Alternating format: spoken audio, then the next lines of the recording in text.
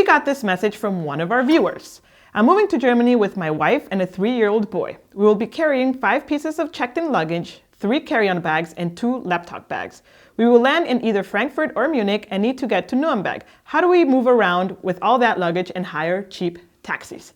Now, if you're in a similar situation where you're moving your life abroad, then most likely you will be packing a lot of things, more than probably what you expected.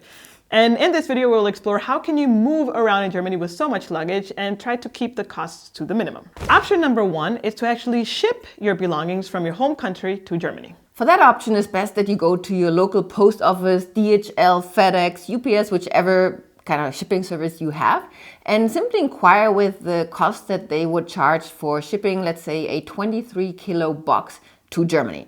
Why 23 kilos? Because that's on average the amount of weight that a checked luggage is allowed from the most airlines. If you search online, you will find other couriers as well, which are not necessarily related to a postal service.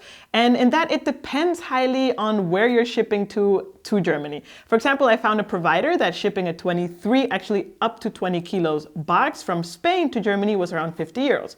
However, if I take that same box and ship it from Guatemala to Germany was around 285 euros. Wow. Most likely an extra checked bag at an airline is less than 200 and what was it? 85 euros. Yeah.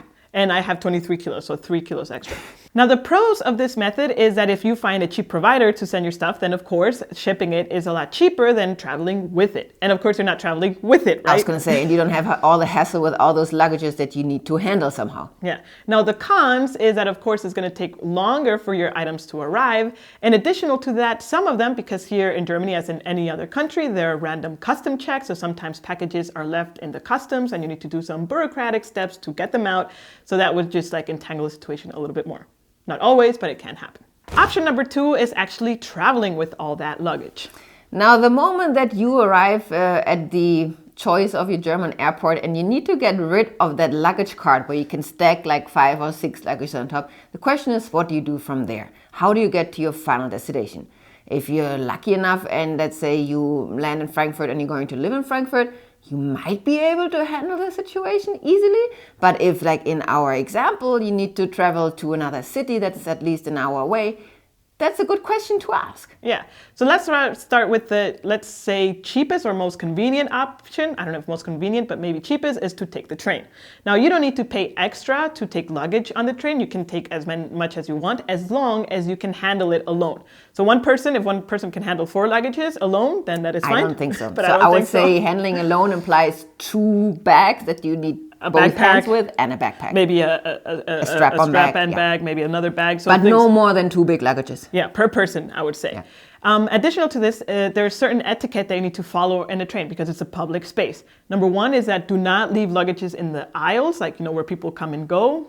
Very kind Germans will remind you that that's not okay. Other things is for your luggage to stick out from the seats. There are designated places on the train where you can put your luggages. On the Deutsche Bahn train. On the Deutsche Bahn train. That's true, because on the regional trains, there's a few, but not all of them. Yeah. So in the Deutsche Bahn trains, which is the ones that you could take from city to city, then you have a designated space to put luggages. It's not that big, so it highly depends on how many people are there and how many people have luggages as well.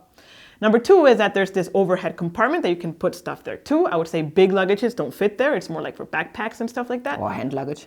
Or hand luggage, and you can also put luggage under your seat. Now, if you decide to put backpacks and stuff on top, just make sure that not your most valuable things are there, like your passport and wallet, because it can happen, let's say you fall asleep, someone snatches that backpack, they walk away with the train, you lose all your stuff. Not a very nice way to start your life in Germany. Number 2 is to take a taxi, which again makes perfect sense if you live in the vicinity of the airport, hence same city or a neighboring city.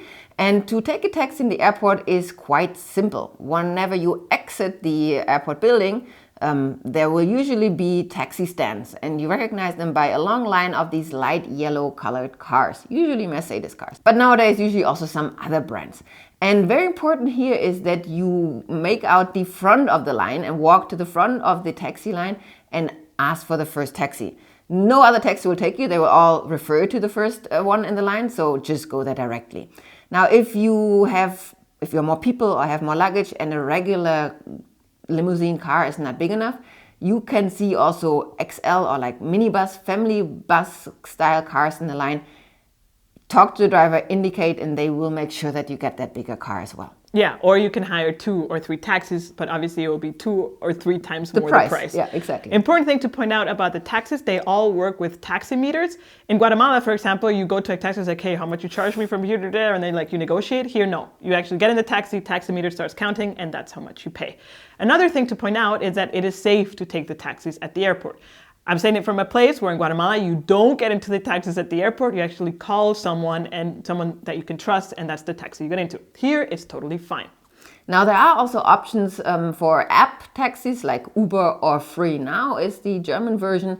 However, at the airport, they usually have a designated pickup point, which they will tell you in the app, but then you need to run around even more with your luggage. Yeah. So the more convenient one is to just take the lightly yellow colored taxi. Yes, and the taxis at the airport, they take card and cash payment, so you don't have to worry about actually getting cash beforehand.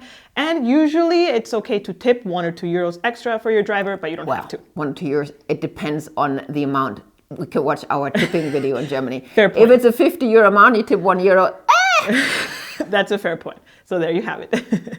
If you're liking this video so far and it provides you value, please be sure to also hit the like button. And if it's the second or third time you're watching us and you have not subscribed to our channel, please be sure to do so. Thank you. Now, if you want to go the extra mile, you can always buy us a virtual coffee at simplegermany.com/coffee. Thanks for your support. Now, option number 3 is to take a private shuttle.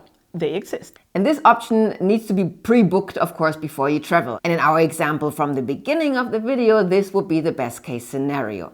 Because from Frankfurt or Munich to Nuremberg is a long distance, and this is not a distance usually covered by regular taxis. You actually have to be lucky for one to take you, because they also have to get back to their regular ground, right? So such a pre-booked private shuttle is the best option, and also one that you can control the cost, because those operate usually on a fixed price. Yes, so I did some research to help this viewer, and I found 2 companies. One, well, there's hundreds of companies, not that there's just 2 companies. So I did a quick Google search and saying like shuttle service and the name of their airports, in this case Frankfurt, and there's actually one company called Frankfurt Shuttle Service. And there, I got a quote, and it was from Frankfurt to Nuremberg was around 450 euros with all the luggage, a big car for 8 pieces of luggage, and all the family to fit in. Additional to that, all these shuttle services, you can also, if you are traveling with children that need a car seat, you can also book that extra. It costs around 5 euros per car seat, I think, so relatively okay.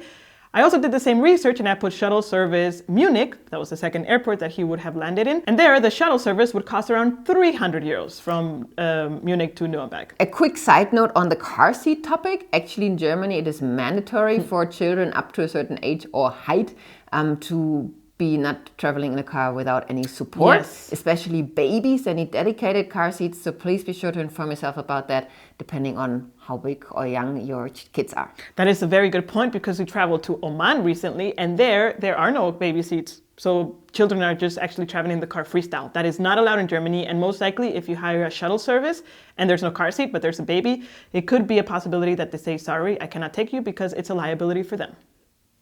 Good point. One other thing to point out when booking such a shuttle service is count the amount of luggages that you have, and in this website you can also choose how many pieces of luggages will fit. Again, Germans are not very, let's negotiate when we get there. I'm going to say 6 pieces, but then I'm going to have 8. No, you have to be very honest and transparent, and if you have 8, put 8. If you have 20, then put 20. As many as you have, make sure to be clear when you book this service. Another thing I just remembered is that all these shuttle services that I found, the cool thing is that all their websites are in English, so it's super easy and very transparent for you to understand what's happening when you book the service. Did you know we have templates on our website that can help you settle into life in Germany more smoothly? You can check them out at simplegermany.com/templates. Now, continuing with the video. Another topic we want to talk about now is storage units in Germany. Yes, and that might be interesting to you if, let's say, you are carrying a lot of luggage and you are only renting a very small short-term rental unit, let's say, to start off with. Or if you actually do have relocation from your company that ships, let's say, your furniture from your hometown, and let's say your furniture arrives while you don't live in your long-term apartment yet, what do you do in between? And that's when storage could become quite handy. Yes, and there it's also super easy as well. Just Google storage units and the name of your city. There's no one company we can recommend. It really highly depends on your needs, the location of the storage unit. There are some, of course, the closest to the city center. There could be a little bit more expensive because they're more accessible, and the ones further away could be a little bit cheaper. To give you an example, I did a research for storage unit Düsseldorf, and I found one company. There's multiple companies, but I found a company that has storage units close to the city center. And to give you an estimation of how much it costs, for 4.5 square meters, it's around 150 euros per month. And what is 4.5 square meters? How do I know? Don't worry, because a lot of these storage unit companies or websites, they have a picture that shows you 4.5 and how many things you can put there. If you're moving to Germany and you haven't found a long-term apartment yet, then make sure to check out our video on finding an apartment in Germany, which you can find here on the left. Until next time, tschüss! And you put the renting one then, yeah? Yeah. Or the hex? The renting one. Yeah, okay. Bams. Okay. Yeah.